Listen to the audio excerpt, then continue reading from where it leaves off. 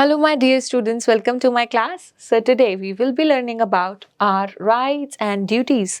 आज हम जानेंगे अपने rights के बारे में और अपनी duties के बारे में. Being a citizen of the country. So let's get started. A constitution is a set of written rules that is acceptable to all the people living together in a country. Constitution किसे कहा जाता है? एक set of rules को कहा जाता है जिसमें जो लोग उस कंट्री में रह रहे हैं वो एक साथ एक रूल को फॉलो कर सकें और उसको सब एक्सेप्ट भी करते हैं. It determines the relationship between the people and the government. ये बताता है गवर्नमेंट के रिलेशन को और लोगों के रिलेशन को. The Constitution of India was written by a group of wise people led by Dr. Bhimrao Ambedkar. जो कॉन्स्टिट्यूशन है जिसको बनाया था वो ग्रुप जो है कौन, उसका हेड कौन था? B.R. Ambedkar, doctor Bhimrao Ambedkar. It came into effect on January 26 और ये January 26 को जो है ये पब्लिश करा गया था. कौन से ईयर में? 1950 में. Which we celebrate as Republic Day, जिसको हम as a Republic Day भी मनाते हैं. The Constitution tells us about our rights and duties as citizens and ensure that everyone in India is treated equally regardless of his or her religion, caste और language, है ना. जो Constitution है India का वो हमें ये सब सिखाता है कि हमें किस तरीके से जो है कंट्री में रहना चाहिए, किस तरीके से जो है लोगों को ट्रीट करना चाहिए, अपने फेलो सिटीजन्स को ट्रीट करना चाहिए, ठीक है, लोगों की कास्ट का, लोगों के रिलीजन का जो है किस तरीके से आदर रिस्पेक्ट करनी चाहिए. It also explains how the government should work and how the leaders should be chosen. ये हमें ये भी दिखाता है कि जो गवर्नमेंट है वो किस तरीके से काम करती है, किस तरीके से काम करना चाहिए, जो लीडर्स हैं उनको कैसे काम करना चाहिए, ठीक है. The Constitution helps to keep our country fair, just and united. जो Constitution है उसका काम क्या होता है?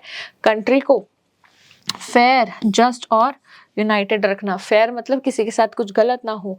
जस्ट मतलब कि जस्ट अगर किसी ने गलत करा तो गलत को सज़ा मिले और जो सही है उसको सेफ्टी मिले. और यूनाइटेड मतलब एक साथ. लोगों में जो है गुस्सा या फिर लोगों में वाद विवाद, कॉम्प्लिकेशंस नहीं होने चाहिए. The three main pillars of the Constitution of India are democracy, socialism and secularism, है ना.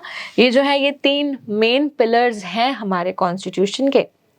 Let us learn about these terms. अब हम इन टर्म्स के बारे में जानेंगे. Democracy means rule by the people. In a democracy, people themselves elect their representative, है ना.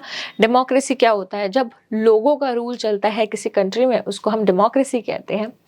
और जो रिप्रेजेंटेटिव हैं वो कौन सिलेक्ट करता है? लोग ही सिलेक्ट करते हैं. These representatives in turn form the government. ये जो रिप्रेजेंटेटिव है ये गवर्नमेंट बनाते हैं. Thus, in a democracy, the basic power rests with the people. Democracy में जो बेसिक पावर है वो लोगों के हाथ में रहती है कि किस तरीके की गवर्नमेंट आनी चाहिए. नेक्स्ट क्या है? Socialism. Socialism means all citizens are equal before law.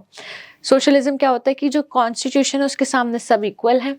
There will be no discrimination between the rich and the poor. Rich और पुअर में कोई डिस्क्रिमिनेशन नहीं होना चाहिए. There will be equal opportunities for all people. और हर एक इंसान के लिए इक्वल अपॉर्चुनिटीज़ होनी चाहिए. ये नहीं है कि अगर वो मेल है तो उसको ज़्यादा अपॉर्चुनिटी मिले, फीमेल को कम मिले, ठीक है. या फिर अगर कोई लो कास्ट से बिलोंग करता है तो उसको कम अपॉर्चुनिटी मिले, हाई क्लास को ज़्यादा मिले, हाई सोसाइटी को, या फिर जो जिनका रिलीजन दूसरा है तो रिलीजन के बेस पे नहीं. सबको इक्वालिटी मिलनी चाहिए, अपॉर्चुनिटी भी मिलनी चाहिए सबको. नेक्स्ट है secularism. Secularism means treating people of all religions alike. मतलब हर एक रिलीजन के जो लोग हैं सबको इक्वालिटी से ट्रीट करना. People of India are free to follow any religion. जो लोग हैं इंडिया के वो कोई भी रिलीजन फॉलो करने के लिए फ्री हैं. The constitution of India is sacred to all Indians, है ना. जो कॉन्स्टिट्यूशन है इंडिया का उसको सारे के सारे इंडियंस उसको बहुत ही सही मानते हैं, ठीक है. We should respect our constitution. हमें अपने कॉन्स्टिट्यूशन की रिस्पेक्ट करनी चाहिए. The fundamental rights. The fundamental rights are the basic rights guaranteed to every citizen of Indian by the Constitution, है ना। फंडामेंटल राइट्स क्या होते हैं? वो राइट्स जो कॉन्स्टिट्यूशन देता है हर एक सिटीजन को, हर एक इंडियन को। These rights are essential for the personal freedom and well-being of every individual. ये जो राइट्स है ना, ये ज़रूरी हैं पर्सनल फ्रीडम के लिए और लोगों की भलाई के लिए। We enjoy the following fundamental rights. हम ये following fundamental rights को enjoy करते हैं। पहला, right to equality, right to justice, right to choose any profession, right to live and travel anywhere in the country, right to free and compulsory education for all children up to the age of 14 years, right to information, right to freedom of speech, right to follow any religion. ये सारे के सारे जो rights हैं वो हम लोग follow करते हैं। ये सारे के सारे राइट्स जो हैं प्रोवाइडेड है कॉन्स्टिट्यूशन के द्वारा किसी भी इंडियन सिटीजन को। नेक्स्ट क्या है? Fact. The right to education up to the age of 14 years was added in 2002। ये जो राइट है ना, राइट टू एजुकेशन की 14 ईयर्स तक के बच्चों को जो है फ्री एजुकेशन मिलेगी, ये उनका राइट है, ये 2002 में ऐड करा गया। If anyone feels that he or she has been denied his/her fundamental rights, he or she can approach a court, है ना। अगर किसी भी सिटीजन को लगता है कि उसके जो फंडामेंटल राइट्स हैं उसे छीने गए हैं, तो वो सिटीजन जो है कोर्ट जा सकता है। द फंडामेंटल ड्यूटीज, अब जैसे कि आपको कुछ राइट्स मिले हैं तो आपकी रिस्पॉन्सिबिलिटीज, ड्यूटीज भी होंगी, तो अब हम उन ड्यूटीज के बारे में पढ़ेंगे। The rights that we enjoy, वो राइट्स जो हम इंजॉय करते हैं, also carry with them certain duties, वो अपने साथ कुछ ड्यूटीज कैरी करते हैं। These are called the fundamental duties, इन्हें हम कहते हैं fundamental duties. Rights and duties always go together, जो राइट्स और ड्यूटीज हम हमेशा साथ चलती हैं। The fundamental duties mentioned in the constitution are as follows, ये फंडामेंटल ड्यूटीज हैं। पहला, we must obey the laws of our country, हमें अपने कंट्री के लॉज को ओबे करना चाहिए। दूसरा, we must respect the right of other citizens, हमें दूसरे सिटीजन्स के राइट को रिस्पेक्ट करना चाहिए। तीसरा, we must honour the national flag and the national anthem, हमें नेशनल फ्लैग, नेशनल एंथम को जो है रिस्पेक्ट करना चाहिए। Fourth, we must protect the unity and integrity of our country, हमें अपने कंट्री की यूनिटी और इंटीग्रिटी को जो है बचा कर रखना चाहिए। Fifth, we must protect our national monuments, हमें अपने जो नेशनल मॉन्यूमेंट्स हैं उनको बचा कर रखना चाहिए।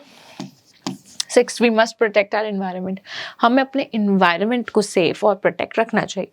हम पढ़ेंगे फैक्ट के बारे में। The best minds in the country worked for 2 years 11 months and 18 days to prepare that draft of the Constitution of India, है ना। जो बेस्ट माइंड्स थे, जो बहुत ही विद्वान कह लो, इंटेलिजेंट जो लोग थे जिन्होंने मिलकर कॉन्स्टिट्यूशन बनाया, उन्होंने इस कॉन्स्टिट्यूशन को बनाने के लिए 2 साल 11 महीने और 18 दिन लिए।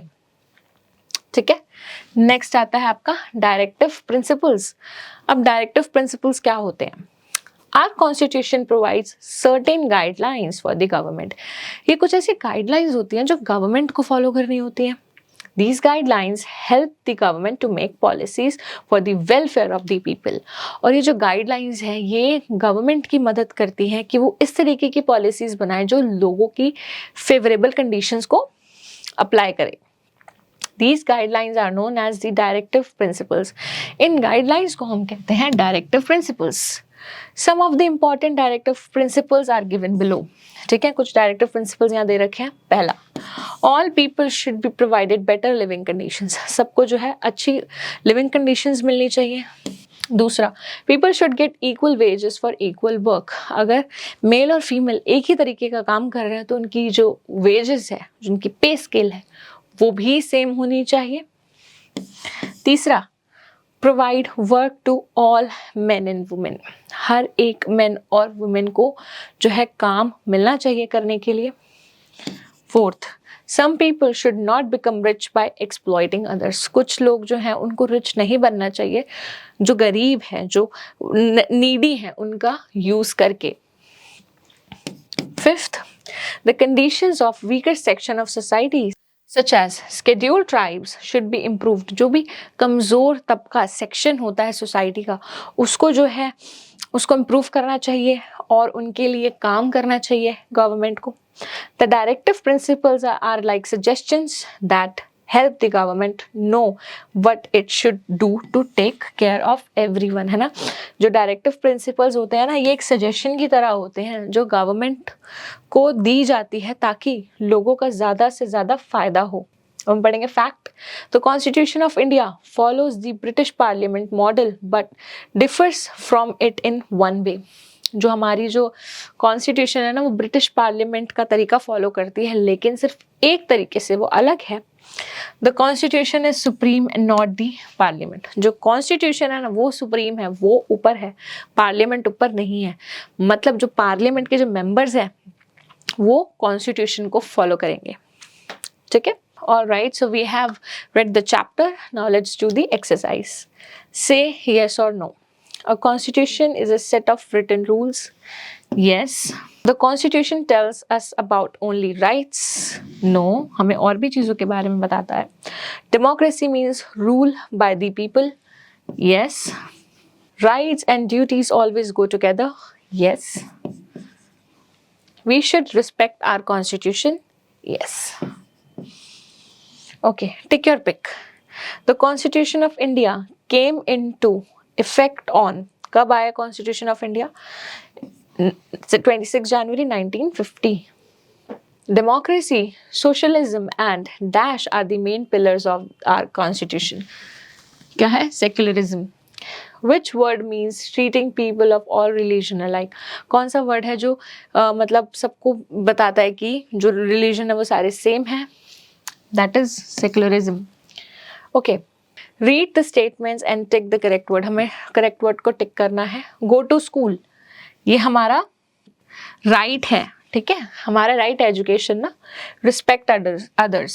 ये हमारी duty है. Freedom of speech. ये हमारा right है. Vote. ये भी हमारा right है. Clean up room. ये हमारी duty है. Learn well. ये भी हमारी ड्यूटी है.